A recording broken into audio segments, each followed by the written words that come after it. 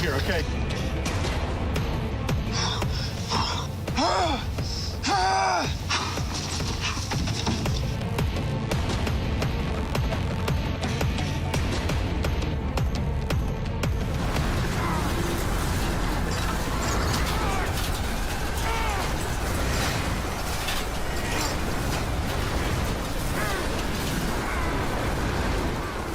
In the miniature, the house is going to get lifted up.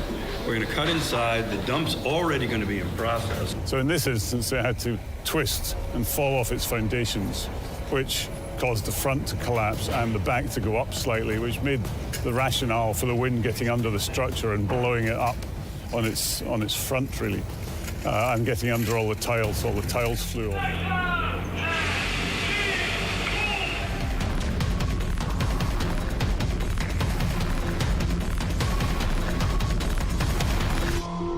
To make that happen, you can't do that for real. A house is just too big to do that.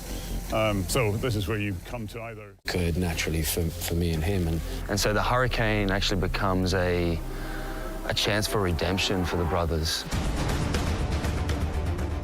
I loved the sense of partnership between the lead characters, and just as a feminist, I just thought, you know, it's not every day you get to play a character who's active and not passive. And, you know, mostly the female characters, especially in action movies, are like, please don't go do that dangerous thing.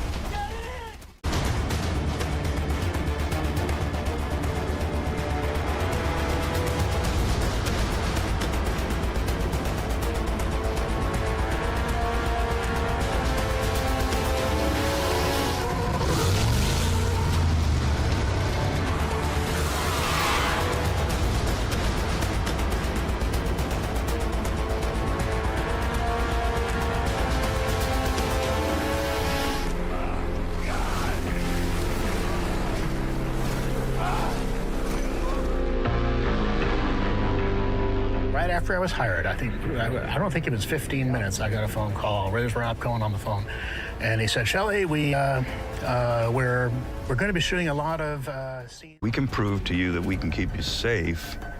Are you willing to do these things? Rob had said this is going to be incredibly physically draining. It's so much easier when you say you get out of your car and you're almost blown over, and you create a situation on set where you make that happen. So if he gets out of the car and he doesn't protect himself, he will be blown over.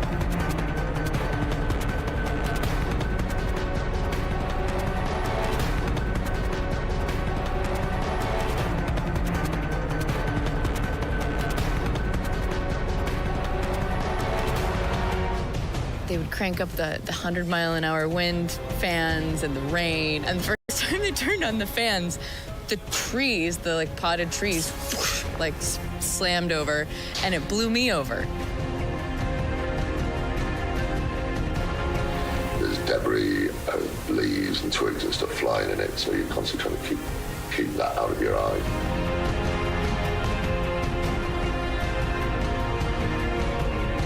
Doing that shouting over hurricane wind.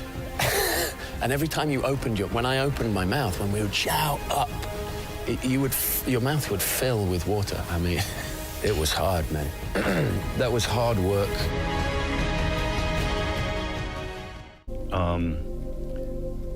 People who deny climate change are like troglodytes. You know, they still live in caves. And as Toby Kebbell, our meteorologist in the movie, says, as the oceans warm through global warming, there is man-made climate change.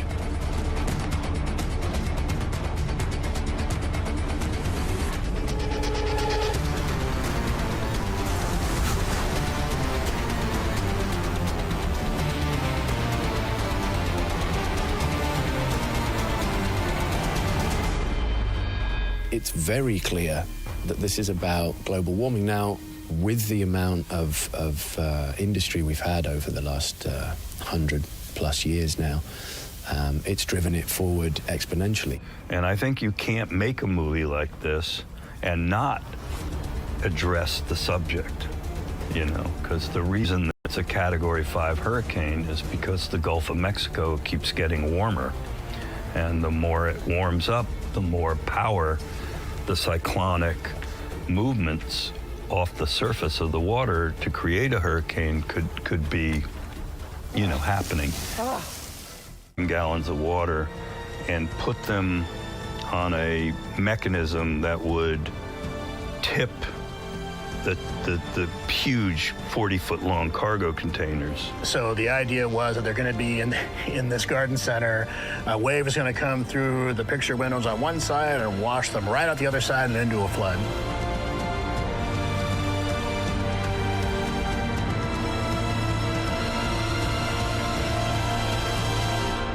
That's where we've got our cameras, you know, dunking in and out of the water. We're trying to keep the camera with the actor. It's an extreme amount of current. There's something really biblical, I must say, about the sequence.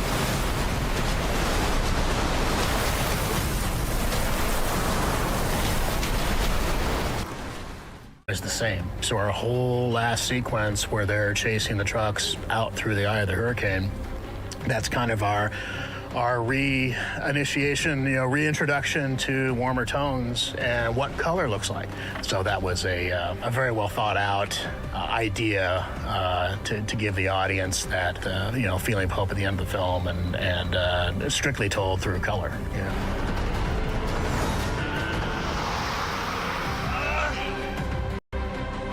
Had a nice moment driving a 6x6 American Army truck along Sunny Beach at full speed was a lot of fun, and running up the street sets here in Gulfport with a P90 machine gun firing off.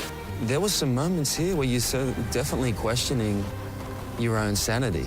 The truck scene and the whole eye well chase was dangerous, but I think it was more dangerous for the actors than it was for us. The fact that the actors were so willing to do basically all of their own stunts actually made it very easy for us to shoot. There's a stunt where I drop down to grab my brother. I climb up the truck. He gets out of the car and he's going to run and jump as the car is drifting back, right? There's no foot on the gas. Just the distance keep getting longer and longer, and I'm having to sort of launch myself and hopefully grab the back of the big rig. And those split seconds that were in the air, it felt like maybe half an hour, and I just sort of broke it down. Like, this is interesting. I'm in midair right now.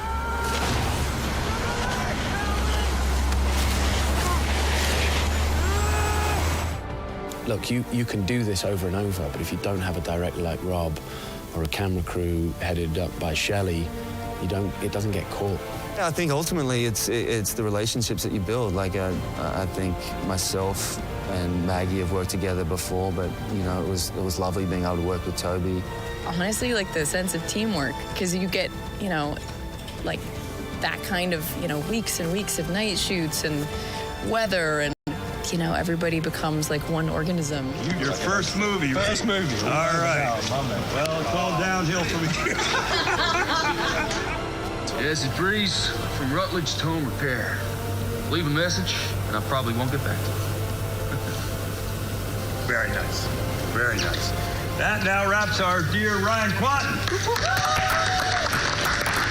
got some champagne for these two. If you combine the kind of charisma of the cast, the impact of the big sound, and the freshness of imagery, you have a shot. I don't mean it's a formula that always works, but you have a shot at the big cinema-going audience. And of course, that's the one I always shoot for.